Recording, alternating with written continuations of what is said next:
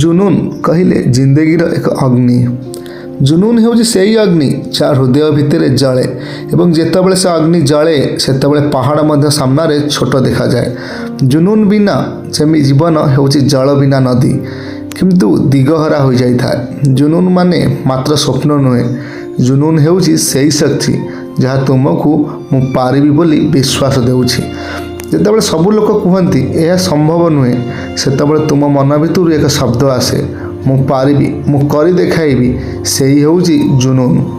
ଗୋଟେ ଉଦାହରଣ ସ୍ୱରୂପ ବିଜୟ ଗୋଟିଏ ଗରିବ ପରିବାରର ଛୋଟ ପୁଅ ଥିଲା।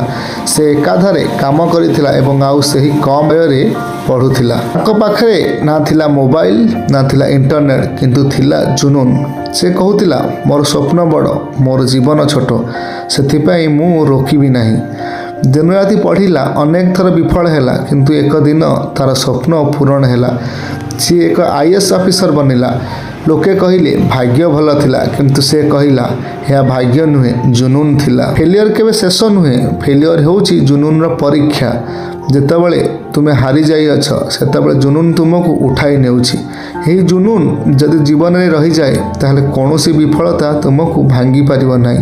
ସ୍ମରଣ ରଖ, ଯେଉଁ ଲୋକଙ୍କ ମନେ ଜୁନୁନ ରହେ, ସେମାନେ ଭୟକୁ ମଧ୍ୟ ହସି ହସି ହରାଇ ଦିଅନ୍ତି। ଭାଗୀରଥୀଙ୍କ ଜୁନୁନ ଥିଲା ଗଙ୍ଗାକୁ ଭୂଲୋକକୁ ଆଣିବା, ଆଉ ଗାନ୍ଧୀଙ୍କ ଜୁନୁନ ଥିଲା ଦେଶକୁ ଆଜାଦ କରିବା। APJ ଅବଦୁଲ କଲାମଙ୍କ ଜୁନୁନ ଥିଲା ଭାରତକୁ ଶକ୍ତିଶାଳୀ ରାଷ୍ଟ୍ର କରିବା।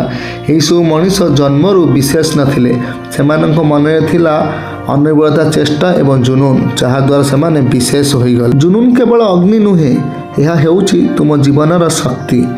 ତୁମେ ଯେ କାମ କରିବାକୁ ଚାହଁ, ସେଥିପାଇଁ ତୁମେ ସବୁ ଭୁଲିଯାଅ। ଜଗତ ହସିଲେ ମଧ୍ୟ ହସି ହସି କରିଦିଅ, କାରଣ ଏକ ଦିନ ସେହି ଜଗତ ତୁମ ଜୁନୁନକୁ ସାଲାମ କରିବ। ଜୀବନ ଏକା ଥରେ ମିଳେ, କିନ୍ତୁ ଯେମିତି ଜୀବିକା ଆମର ଜୁନୁନ ନିର୍ଣ୍ଣୟକରେ। ଜୀବନ ହେଉଛି ଏକ ଯୁଦ୍ଧ, ଏକ ଯାତ୍ରା।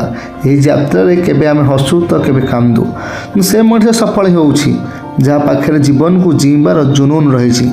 ଜୁନୁନ ଏକ ଅଗ୍ନି ଯାହା ମନରେ ଜଳେ, ଏକ ଅଗ୍ନି ଯାହା ଆପଣଙ୍କୁ ଅସମ୍ଭବକୁ ସମ୍ଭବ କରିବାକୁ ପ୍ରେରିତ କରେ। ଲୋକେ କୁହନ୍ତି ପାଗଳପନ, ଯାହା କହନ୍ତି ଜୁନୁନ, କିନ୍ତୁ ସେହି ପାଗଳପନ ହେଉଛି ସତ୍ୟ ଜୀବନର ଅର୍ଥ।